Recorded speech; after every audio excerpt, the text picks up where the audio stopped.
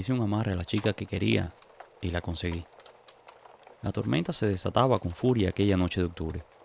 Los relámpagos iluminaban el cielo, seguidos por estruendosos truenos, que sacudían las ventanas de la pequeña casa. Una pequeña casa localizada a las afueras del pueblo. Daniel, un joven no muy bien parecido, se encontraba en su habitación, observando la tormenta, con una mezcla de ansiedad y determinación. Desde que tenía memoria, Daniel había sido el blanco de las burlas en la escuela. Su apariencia física y su timidez lo convertían en el chivo expiatorio perfecto para los crueles comentarios y las risas de sus compañeros. Pero las que más le dolían eran las de Valeria, la chica más linda de la clase. Cada burla suya era como una daga en su corazón. Daniel, a pesar de todo, estaba perdidamente enamorado de ella.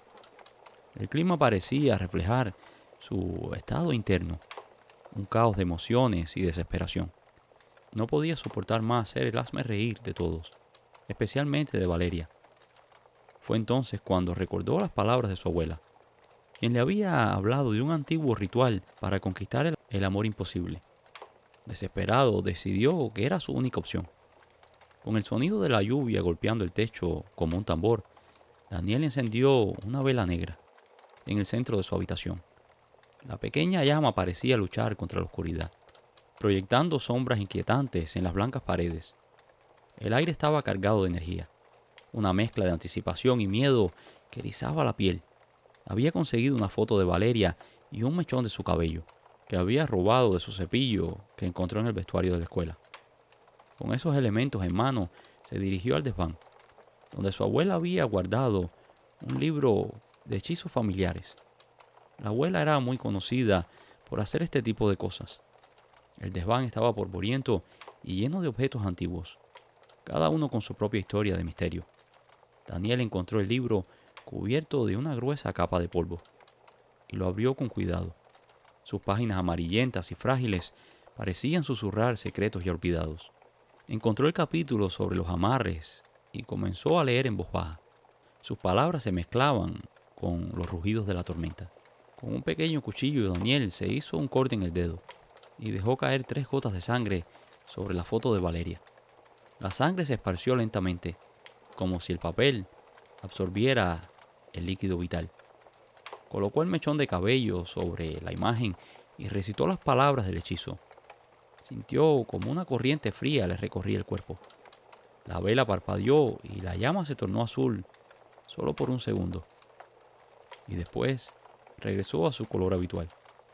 Valeria, por mi sangre y tu esencia, serás mía para siempre, murmuró Daniel completando el ritual. Un rayo iluminó la habitación por un momento. Daniel sintió que el mundo se detenía. La tormenta afuera pareció calmarse de repente, dejando un silencio ominoso en su lugar. Guardó la foto y el mechón de cabello en una pequeña caja de madera, la cual enterraría a la mañana siguiente. Sintiéndose agotado, pero esperanzado, regresó a la cama. Al día siguiente, cuando se presentó en la escuela, con una mezcla de nerviosismo y expectativa, vio a Valeria entrar al aula. Algo en su comportamiento había cambiado. En lugar de las habituales burlas, lo miró con una dulzura que jamás había visto en ella. Los días pasaron y Valeria se volvió cada vez más cercana a Daniel, hasta que finalmente se convirtieron en pareja. Sus compañeros de clases estaban asombrados, pero no podían explicarse cómo algo así había sucedido. El hechizo había funcionado, el vínculo entre ellos se fortalecía cada día más, pero la presencia de Valeria a veces se volvía una carga para el pobre Daniel. La chica a veces se ponía verdaderamente intensa, tanto así que Daniel incluso empezó a evitarla, pero no podía escapar de la conexión que había creado. Era demasiado fuerte. Sentía su mirada incluso cuando ella no estaba cerca, y sus pensamientos eran invadidos constantemente por el recuerdo de la chica. Pero aquella nueva seguridad que le proporcionaba el tener a su lado a una chica como Valeria lo hizo comenzar a buscar otras mujeres. Ya no se sentía como aquel chico maltratado por el resto de la sociedad. No se sentía inseguro de sí mismo. Con esta nueva confianza que le permitía acercarse a las mujeres que quisiera, Daniel no dejó pasar la oportunidad de buscar a unas antiguas compañeras de la escuela. El chico comenzó a jugar con aquellas chicas, un poco en son de venganza y otro por diversión. Las largas ausencias de Daniel de la casa no pasaron por alto para Valeria, quien inmediatamente comenzó a pedir explicaciones. Quería saber de las andanzas del chico. Daniel le aseguró que no estaba en nada, que solamente estaba yendo a la escuela y trabajando. Pero Valeria, aunque víctima de la brujería, no estaba totalmente ciega, así que la chica lo comenzó a seguir y eventualmente descubrió su secreto. Descubrió que Daniel se veía con otras chicas y aquello resultó en una pelea física entre Valeria y una de las chicas con las que Daniel estaba saliendo. La chica sostuvo heridas considerables y fue dejada allí en el suelo por Valeria, con la promesa de que si se enteraba de que se volvía a ver con Daniel, le costaría la vida. Unas amigas de Valeria se acercaron preocupadas por su comportamiento. Le decían que aquello tenía que tener alguna explicación. ¿Cómo era que había pasado de ridiculizar a Daniel a estar tan enamorada de él, al punto que era capaz de atacar a otra persona? Pero cada vez que alguien se acercaba a ella con la intención de despertarla de aquel letargo en el cual le había puesto aquel amarre que había hecho Daniel, se ponía como una fiera. Y más de una vez se aseguró de apartar a aquellas personas que no estaban de acuerdo con su relación. Eventualmente Daniel y Valeria se casaron y tuvieron hijos. Aquel nuevo evento comenzó a hacer que Daniel se enfocara más en su casa y en su familia, y especialmente sus hijos. A día de hoy aparentemente la pareja vive feliz, o al menos Daniel lo es. Ese mismo Daniel que logró conseguir el amor de una mujer que lo detestaba usando brujería. Y la segunda historia del día de hoy la hemos titulado Nunca incumplas los deseos de un difunto. La muerte de Miguel tomó por sorpresa a toda la familia. Todo pasó muy rápido. Aquel domingo se levantó como siempre, de muy buen humor. Preparó el desayuno para la familia antes de que se despertaran. Un plácido olor a café llenó los sentidos de aquellos que aún dormían.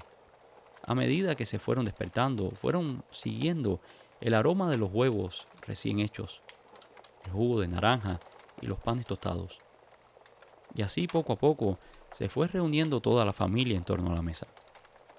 Desayunaron y agradecieron al padre por haberles alimentado. Aquel parecía un domingo más. Uno de los chicos regresó a la cama y los otros se fueron a jugar videojuegos, mientras la única hija mujer se quedaba ayudando a su madre con la comida. Allí estaban lavando los platos y haciendo otras cosas en la cocina. El padre se quedó un rato más sentado en la mesa leyendo el periódico. Poco después comenzó a quejarse de que un desgano le había sobrevenido, como si se le hubiese drenado toda la energía, y aseguró que el mejor remedio para aquello era ponerse en movimiento, ponerse a trabajar. Así que se dispuso a cortar el césped de la propiedad. Ya eran casi las 10 de la mañana. El día no estaba particularmente fresco, pero tampoco estaba tan caliente como para hacer imposible aquella labor que tantas veces había hecho. Cuando el hijo menor escuchó que el padre echó a andar la podadora del césped, decidió bajar y ayudarlo. Mientras que el padre iba cortando el césped, él iba recogiendo la grama y poniéndola en bolsas de basura para después depositarla en los tanques de basura.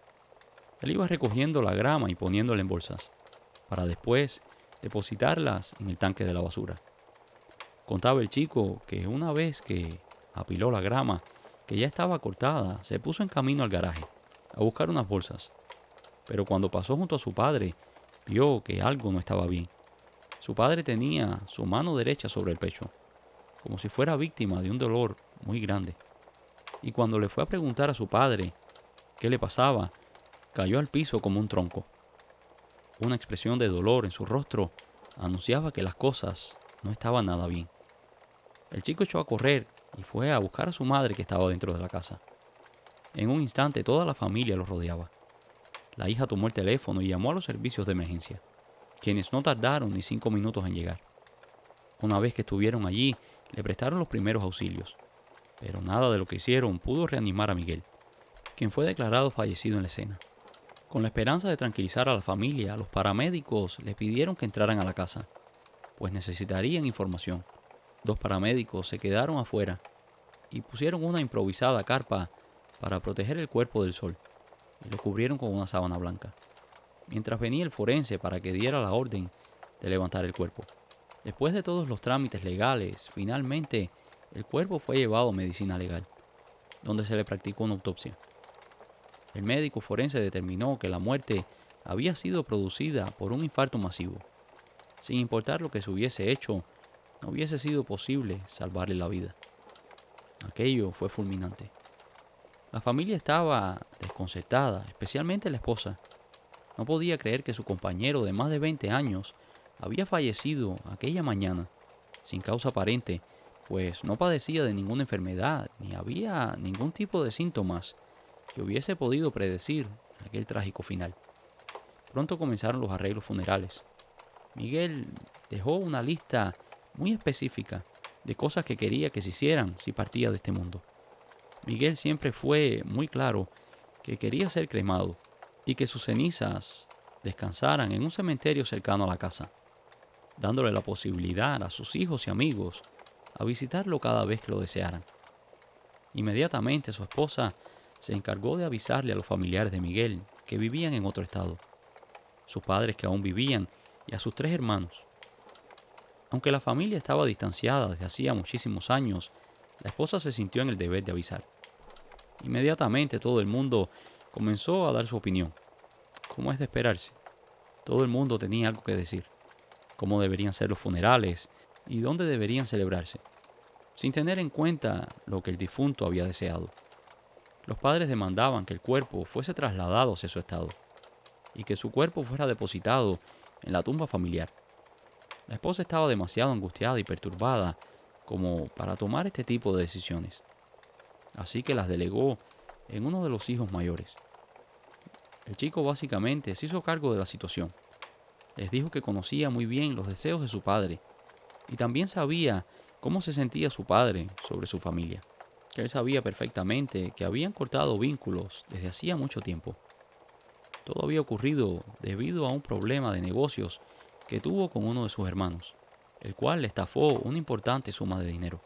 Y sus padres, en vez de mantenerse imparciales en la situación, decidieron tomar el lado del hermano, básicamente culpando a Miguel de las malas acciones que había cometido el otro. Miguel siempre dijo, un poco que en tono de broma y en tono serio, que si algún día fallecía, que no quería a nadie de esa gente en su velorio. Al principio el hijo estaba dispuesto a cumplir el deseo de su padre, pero después, al ver a su abuela llorando y pidiéndole que por favor le permitiera ver a su hijo una vez más, decidió comentarle a su madre y preguntarle si era posible invitar a la abuela y al resto de la familia. La madre le dijo que por ella no había problemas, que ella no se opondría. Pero poco a poco las cosas fueron tomando otro tono, y ya los tíos comenzaron a exigir que se llevara el cuerpo hasta el estado donde vivían, que sería demasiado engorroso y peligroso para los abuelos hacer aquel viaje de 4 horas en avión.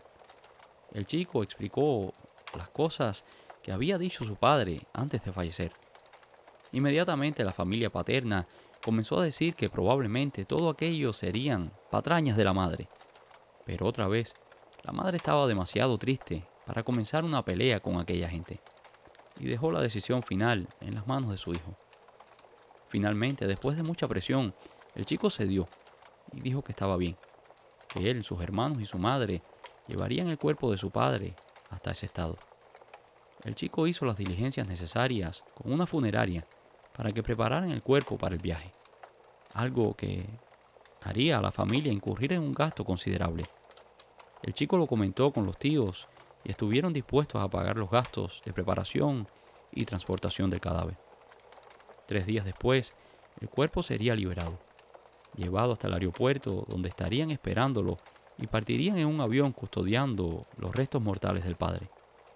Pero desde que el hijo aceptó a llevar los restos del padre a otro estado, las cosas comenzaron a tomar un extraño tono.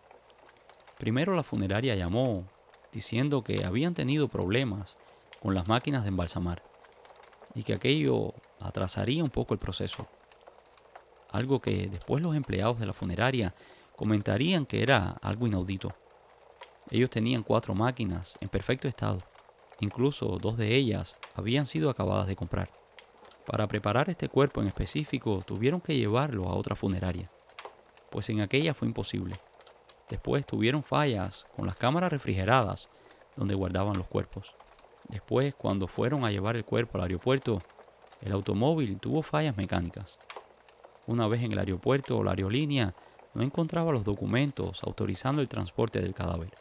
La incertidumbre crecía y el difunto parecía hacer todo lo posible para no ser llevado a aquella tierra que había dejado desde los 16 años y a la cual nunca más había vuelto. Después, mientras la familia esperaba en la sala de esperas para abordar el vuelo, una serie de raros e inesperados eventos hicieron que la familia perdiera aquel vuelo. El cuerpo llegó solo a su destino, mientras su esposa e hijos se habían quedado en la otra ciudad. Aquello se convirtió en una pesadilla logística, pues no habría otro vuelo hasta el día siguiente en la tarde. Aquello le causó un ataque de nervios a la madre, quien tuvo que ser llevada al hospital para ser atendida en urgencias. Finalmente, a la mañana siguiente lograron embarcarse en otro vuelo. Cuando llegaron a su destino, el horror los invadió. El cuerpo del padre estaba en un estado avanzado de descomposición, algo inexplicable, tanto para los empleados de la funeraria como para la familia. La familia decidió enterrar el cuerpo inmediatamente y no hacer velorio. El regreso de la familia a casa fue tan engorroso como la ida, y con el regreso llegaron situaciones verdaderamente escalofriantes. Primero comenzó por visiones que tenía el hijo menor, quien aseguraba que veía a su papá caminar en medio de la noche por la casa, y que lo asustaba mucho, pues aunque era el cuerpo de su padre y la forma de caminar, el rostro no era el mismo, y se veía como desencajado. Después, la madre aseguraba que alguien se acostaba junto a ella en las noches, que al principio aquello un poco que le traía consuelo, pues sentía que su esposo no la había abandonado. Pero días después la dinámica comenzó a cambiar. Aquello que se acostaba a su lado ahora la agarraba y la oprimía contra la cama. Una sensación de ahogo y opresión la acompañaba siempre. Las pesadillas eran tan espantosas que pasaba noches enteras en vela. La casa que antes había sido el hogar familiar ahora se había convertido en un lugar de tortura y desolación. Poco después, el hijo mayor aseguraba ver a su padre sentado en un sillón de la sala, con el rostro cubierto por las manos, mientras lloraba desconsoladamente, y preguntaba ¿por qué? El hijo cayó en un estado de depresión tal que incluso trató de quitarse la vida. Su conciencia llevaba el peso de que tal vez su padre no descansaba en paz por su culpa. Aquella familia no sabía qué hacer, así que buscaron la ayuda de un medium. Desde que el medium entró a la casa, aseguraba que ahí había un espíritu que había muerto de manera inesperada, en una situación muy lamentable. Aquel espíritu estaba atormentado, primero por haber sido arrancado de este mundo antes de tiempo, o al menos antes del tiempo que él había previsto. Pero más que eso lo atormentaba el hecho de que su última voluntad no se había cumplido. Su cuerpo físico no había sido tratado de la forma que él había dejado dicho. Había sido expuesto a la vejación de ser visto por otras personas, personas con las que él no quería nada que ver. Su cuerpo había sido usado para la hipocresía de sus hermanos, y lo más importante, había sido puesto en tierra, cuando su deseo era que su cuerpo fuese consumido por las llamas. El medium hizo un pequeño ritual con la esperanza de calmar a aquel espíritu, y lo hizo por unos días, pero después regresó peor. Finalmente el medium aconsejó a la familia disponer del cuerpo tal y como había pedido el hombre, y así hicieron. Después de una dura batalla legal, finalmente lograron conseguir la orden de un juez para exhumar el cadáver y fuera cremado. Las cenizas fueron depositadas en el lugar donde el hombre había pedido. Después de aquel día y de varias misas, todo volvió a la normalidad, o al menos a una vida tan normal como cuando se pierde a un padre o a un esposo. Definitivamente hay espíritus a los cuales claramente no les importa el final de sus restos mortales, pero definitivamente hay muchos otros que sí se preocupan. Innumerables son las historias de espíritus que vienen incluso a su propio funeral. pues quieren ver que su cuerpo sea tratado con la dignidad requerida y que se cumpla hasta el último de sus deseos. Y esto es todo por hoy, espero que hayan disfrutado de este video. Si lo hicieron, déjanos un like, y si no lo has hecho todavía, por favor suscríbete. Muchas gracias y nos vemos en el próximo video.